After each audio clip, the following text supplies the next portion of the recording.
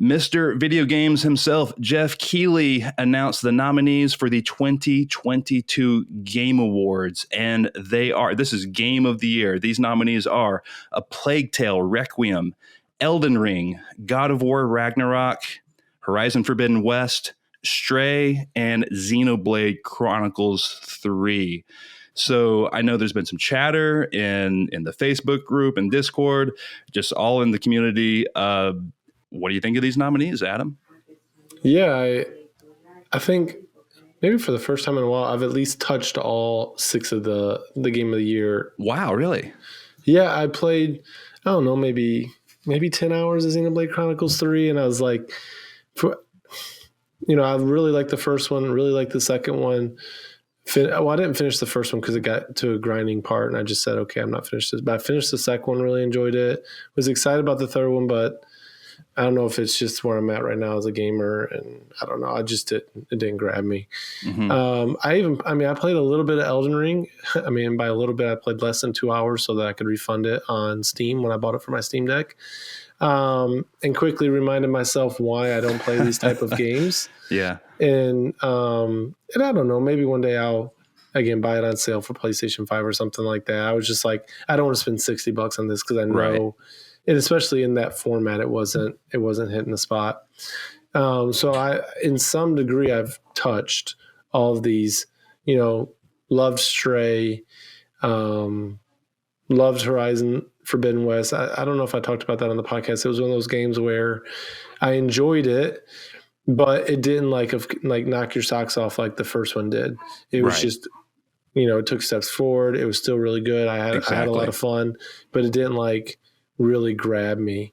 And then, you talked about this, I think via text. I finished A Plague Tale Requiem recently. Mm-hmm. That's kind of a little bit into what I've been playing.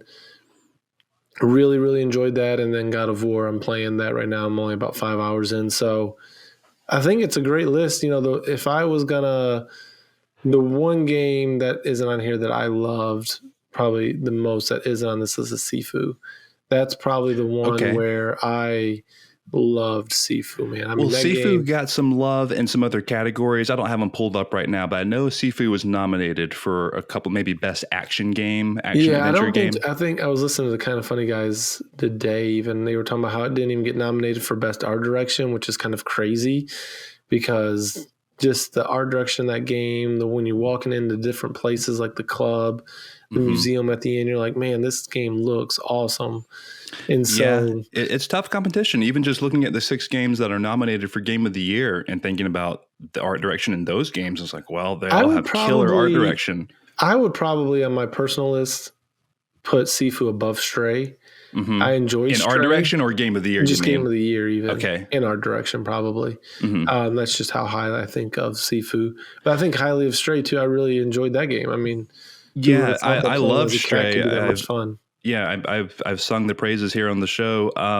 Stray is definitely the outlier. It's the one that's like, oh, okay, and a lot of people I think have some umbrage with it. In my opinion, it's well deserved on the list, but I get that it doesn't strike everyone. So that one, will probably end up last in the voting, if you will. That's ever even revealed, which is not. Real quick prediction: who's winning? I don't know. I think it's probably God of War. I think it's going to have a more across the board. People loved Elden Ring. How crazy is it to think that we're at a point where Elden Ring may not win Game of the Year? It's those 2 games, isn't it? Elden Ring or God of War. I think those are probably the coin flip. I'm leaning probably 60, maybe even 70% Elden Ring. I think it's got it locked up. I think it was the zeitgeist at the beginning of the year. It sold like hotcakes, almost 17 million copies. Everyone's playing it. It really expanded the Souls genre a little bit, did a lot of cool things. So I think that one will probably win, though I wouldn't be surprised if Ragnarok took it home either. No one's probably surprised one way or the other. It's that close. Okay.